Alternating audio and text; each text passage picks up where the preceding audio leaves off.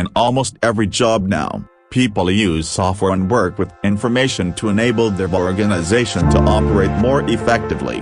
I think that society has to be careful not to shift all of its resources to the elderly versus the young.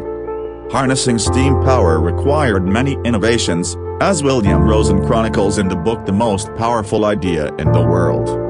Eventually you won't think of the internet business. You'll think of it more like news, weather, sports, but even that taxonomy isn't clear. There's no such thing as going to a soapbox and saying, the government's corrupt, and not having the intelligence service see your face in the digital world. That can be done. A lot of people assume that creating software is purely a solitary activity where you sit in an office with the door closed all day and write lots of code.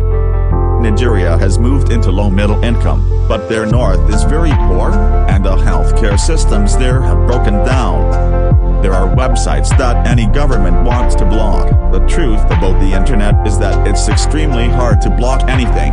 Extremely hard. You'll never get perfect blocking. Certainly I'll never be able to put myself in the situation that people growing up in the less developed countries are in. I've gotten a bit of a sense of it by being out there and meeting people and talking with them. I remember thinking quite logically that I didn't want to spoil my children with wealth, and so that I would create a foundation, but not knowing exactly what it would focus on.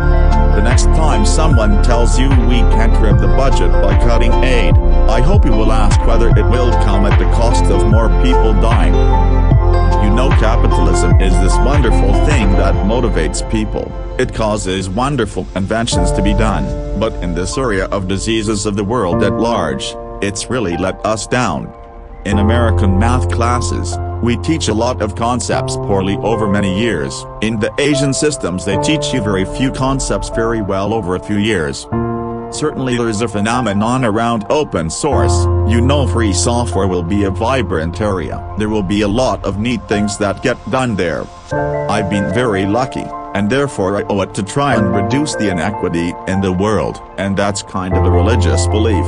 I mean, it's at least a moral belief.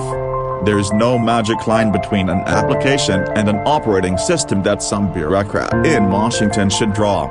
Maintaining a consistent platform also helps improve product support, a significant problem in the software industry. Eventually you won't think of the internet business. You'll think of it more like news, weather, sports, but even that taxonomy isn't clear.